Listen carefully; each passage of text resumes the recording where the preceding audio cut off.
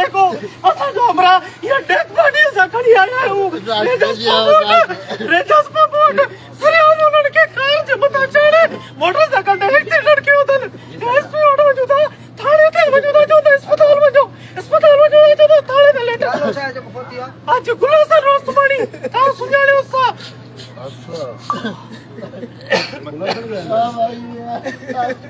sir क्रिया सा मदद कर पासे जो रहना था समझो तो पासे जो पीटीआर के क्या मोकलियो हां नवाब शाह पुलिस ते पुलिस ते पुलिस ते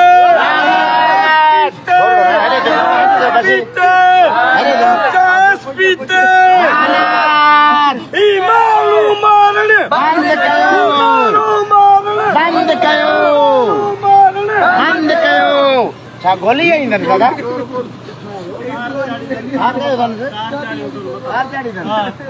पुलिस है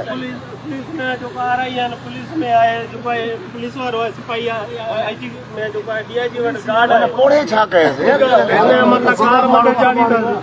और एफआईआर दी जो एफआईआर जो उन्होंने एफआईआर कटल है औरंगजेब नालो तस उन्हें है उन्हें जो भाई है उन्हें बिना जो मथा जो है यो लाश ते रखो लाश हां मरीद बुधो मुझे बुधो तवा सा जुल्म थियो आ मरीद होई वियो आ तवा इते रखो पार्टी जो पाण वर्कर रहियो आ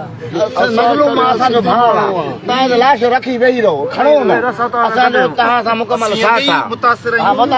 बैठा आहियूं असां तव्हां सां गॾु बाबा ॾिसो इंसाफ़ असां बि सुञाणोसि ठीकु आहे न ताजगाल उन जो आहे सियासत में रहियो आहे सियासी कारकुन रहियो आहे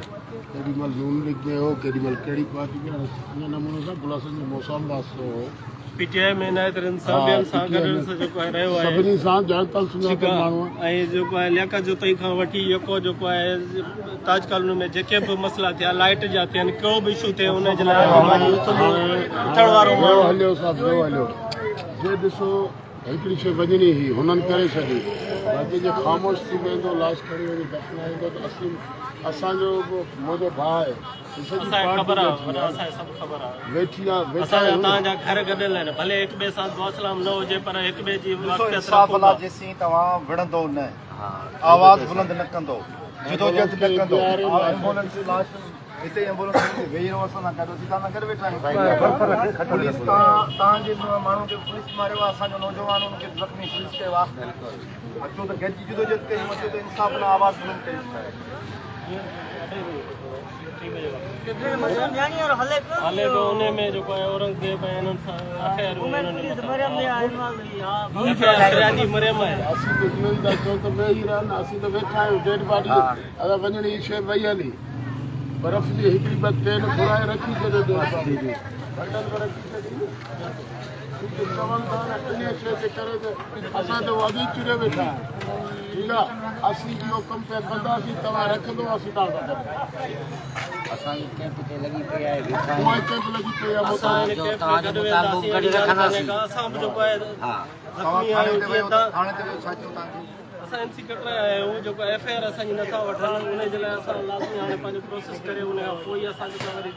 केसनि जो न कयो वञण वारी शइ वई हली असांजे हाणे हिते वियो असां तक इंसाफ़ चाहियो न मिलंदो इंसाफ़